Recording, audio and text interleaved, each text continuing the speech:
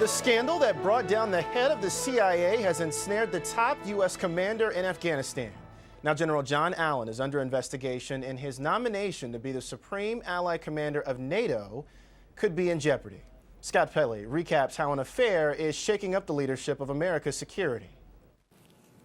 Two of the top military men of their generation have been brought low by their acquaintance with Jill Kelly, a Tampa socialite, seen here at her home with the story playing on the TV behind her.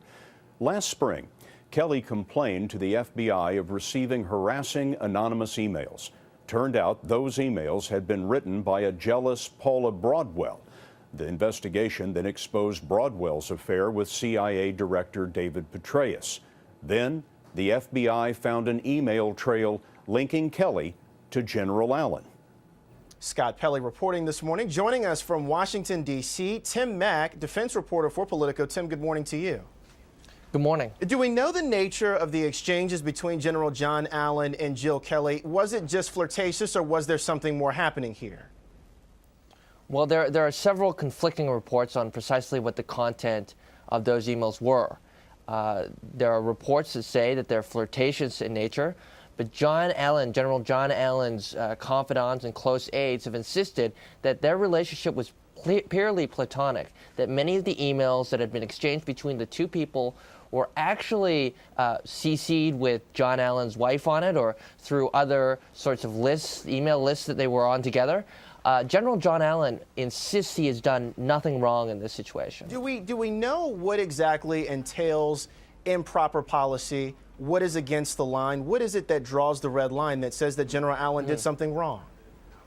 Right. Well, the Uniform Code of Military Justice, by which anyone who is in active service military needs to conduct their affairs by, that is to live, their lives according to, says that adultery is not allowed. So if he was actually found to be having cheated on his wife in some way, that would put him in a lot of trouble, especially since he's being nominated for a new position. General John Allen, as you mentioned, that appointed Supreme Allied Commander of NATO, Defense Secretary Leon Panetta, asked the White House to put that on hold. With this situation, this investigation, could that whole thing be taken away completely? It could, but for the meantime, General John Allen is maintaining his post as commander of U.S. and NATO forces in Afghanistan. He's going to see it through and wait and see what the FBI investigation concludes. He maintains his innocence. We'll see what the investigation finds, but in the meantime, he's still in charge of NATO and American troops in a hot war zone. Let's talk about General David Petraeus and the situation that he's dealing with right now, the investigation and the ensuing resignation, especially when it comes to the consulate attack in Benghazi on September 11th. Will he still testify? There are some officials that are saying if he has relevant information, he should testify. Well, it was first expected when he resigned on late last week that he would not be testifying, that the acting CIA director would be testifying in his stead. Now we're seeing this week calls from Democratic Senator and Chairwoman of the Senate Intelligence Committee, Dianne Feinstein, calls for David Petraeus, even though he has already resigned, to continue to testify in congressional oversight hearings about the Benghazi incident.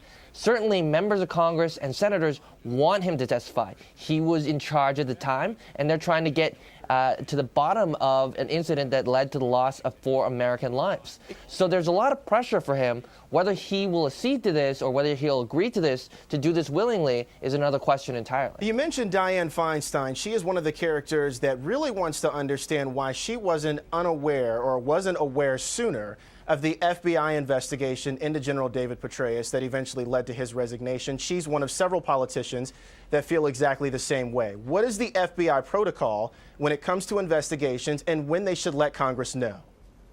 The intelligence community has 2 broad guidelines. Now, they're broad and they're flexible and they're up to interpretation, but generally, Congressional Intelligence Committees, the Big Four, the ranking and chairperson of the House and Senate Intelligence Committees, are notified only when there are planned, very large planned intelligence or counterintelligence operations, A, or B, after there has already been an investigation that's been carried out and concluded.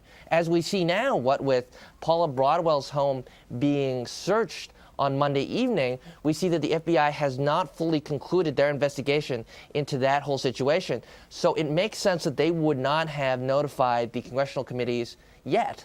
Still, members of Congress are always trying to make sure that they're an equal partner in the sharing of intelligence information, and they're upset that they weren't informed earlier on this situation, and they had to find out through media requests. The very head of leadership in this country when it comes to military, intelligence, and defense, either leaving their post, resigned, or under investigation. Looking at the big picture here, Tim, what does that mean for national security, and what does this country's military look like moving forward? Look, a lot of politicians, a lot of military leaders, a lot of commentators are saying, well, hey, can we extrapolate anything from this? Does this speak to a culture in the military, that this is a military kind of a wild run amok? Well, so far people are saying no, the two incidents shouldn't shape a military that has served honorably and have stood steadfast through two very difficult wars, one of which is still ongoing. But it does raise questions that will need to be addressed by military leaders. And secondly, I think it's important to note that the Defense Department is facing $987 billion in potential cuts over the next 10 years through the sequestration process. And while the Congress is being forced to come up with some sort of compromise on this, it certainly doesn't work in their favor to have these scandals ongoing. Tim Mack, defense reporter for Politico, joining us this morning. Tim, thank you so much. Thank you.